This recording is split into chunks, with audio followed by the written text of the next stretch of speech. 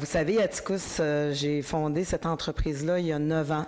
Lorsque Josée Leblanc a initialement lancé son entreprise équitable Atticus, elle n'avait jamais imaginé qu'un jour, elle lancerait aussi un magazine consacré à la promotion des arts et des produits autochtones. On va mettre en lumière des gens qui n'ont pas la chance de l'être. Donc, c'est vraiment ça. Puis en même temps, je me suis dit, ça va devenir un trait d'union entre les peuples. Puis en étant dans la grande réconciliation, mais je me suis dit, écoute, c'est le temps de le faire, c'est là, on le fait. Josée Leblanc est une Innu de Wahat Makmani Utenam. Elle a grandi dans une famille d'entrepreneurs. Les femmes qui faisaient des mocassins étaient payées 3-4 $ de l'heure, puis je trouvais ça épouvantable. Son but? Augmenter les revenus des artisans au sein de sa communauté.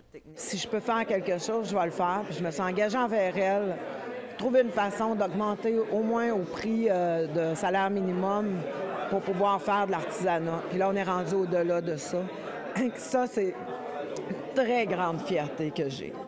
Donc, c'est vraiment ça, la revue Atticus. Aujourd'hui, plus que jamais, Josée Leblanc s'engage à aider d'autres femmes autochtones à devenir des entrepreneurs et à réussir. C'est grâce à son rêve qu'elle a abouti ici. Kenny Régis, vice-chef d'Innu, Tekwegan, Washat Makmanitenam, a déclaré que sa communauté se consacrait sur l'aide aux femmes qui entrent dans le monde des affaires. Nous avons des programmes qui aident vraiment nos jeunes entrepreneuriats côté féminin et même masculin.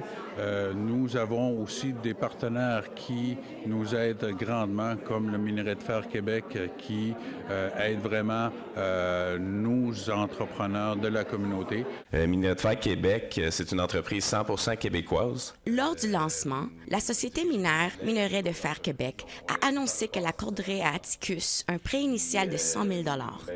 Lauriane Fontaine, commissaire aux relations avec le peuple autochtone de la ville de Montréal, a déclaré suivre le cheminement de Josée Leblanc depuis de nombreuses années. Fontaine est, elle aussi, Innu de Wahat Makmani Utenam. C'est une belle façon de faire découvrir le talent dans les communautés, de faire rayonner ce talent-là.